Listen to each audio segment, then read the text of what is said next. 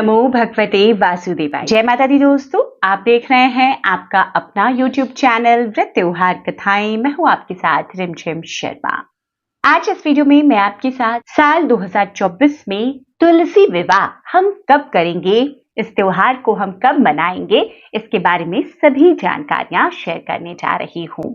तुलसी विवाह देखिए, हमारे धर्म में सर्वाधिक शुभ दिनों में एक दिन माना जाता है। यह दिन भगवान श्री विष्णु और माता तुलसी को समर्पित होता है। तुलसी विवाह के दिन जगत के पालनहार भगवान विष्णु की शालिग्राम स्वरूप में तुलसी के पौधे के साथ शादी की जाती है। इस दिन तुलसी विवाह का आयोजन हमारे पूरे ही हिंदू समुदाय में बड़े ही उत्साह के साथ मनाया जाता है।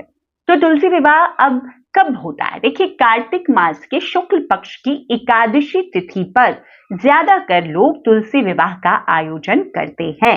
हालांकि तुलसी विवाह जो शुक्ल पक्ष की एकादशी होती है, यानी कि देवउठनी एकादशी, जिसे हम प्रबोधिनी एकादशी के नाम से भी जानते हैं, प्रबोधिनी एकादशी के दिन और कई जगहों पर द्वादशी की तिथि में भी संपन्न कराया जाता है।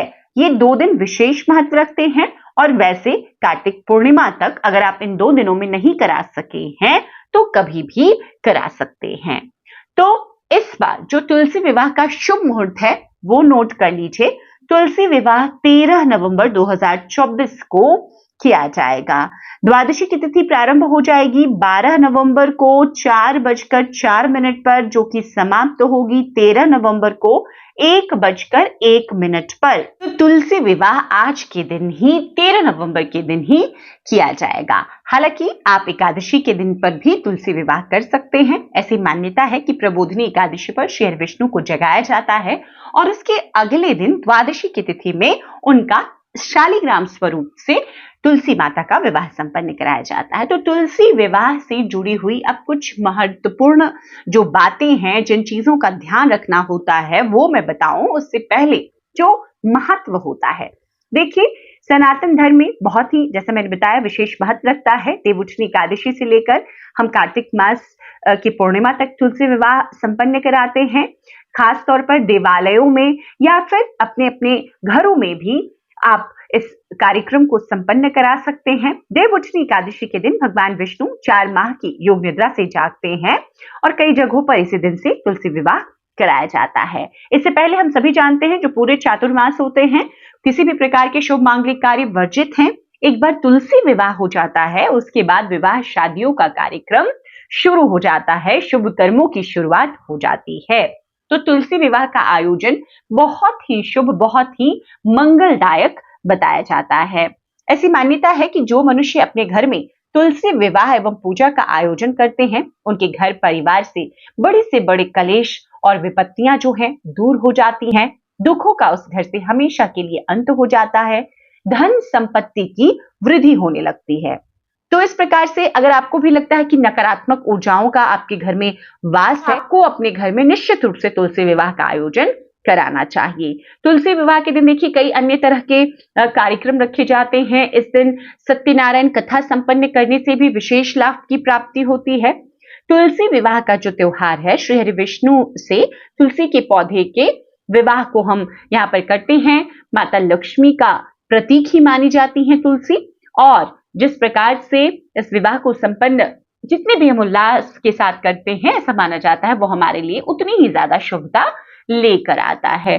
तो कुछ महत्वपूर्ण बातें हैं, कुछ जो रीति रिवाज और परंपराएं जुड़ी हुई हैं तुलसी विवाह से, वो भी आप नोट कर लीजिए। आज के दिन देखिए उपवास रखा जाता है और शाम के समय ही तुलसी विवाह के कार्यक्रम को संपन्न कराना चाहिए और उसके बाद आप अपना व्रत खोल सकते हैं। दूसरी महत्वपूर्ण जो जानकारी तुलसी विवाह के दिन, देखिए आपको घर में अपने अगर घर पर करा रहे हैं या किसी देवालय मतलब मंदिर में करा रहे हैं, वहां पर भी बहुत ही सुंदर सुंदर रंगोलियां बनानी चाहिए, दीपकों से उस स्थान को सजाना चाहिए। और जो मंडप होता है वो अगर आप आपके घर में जैसे विवाह होता है उससे भी बहुत सुंदर मंडप बनाना चाहिए, तैयार करना चाहिए और सजाना चाहिए। तीसरी महत्वपूर्ण बात है, तुलसी विवाह के दिन में आपको भगवान श्री हरि विष्णु के शालिग्राम स्वरूप की और माता तुलसी की बहुत अच्छे तरीके से श्रृंगार करना है। जैसे भगवान के लिए वस्त्र लेकर आए, पीले वस्त्र, माता के लिए देखिए बहुत सुंदर सुंदर साड़ियां मिलती हैं, वो लेकर आए और 16 श्रृंगार की वस्तुएं आज तुलसी माता को हम सजाने में भी उपयोग में लाते हैं और उन्हें अर्पित भी करते हैं।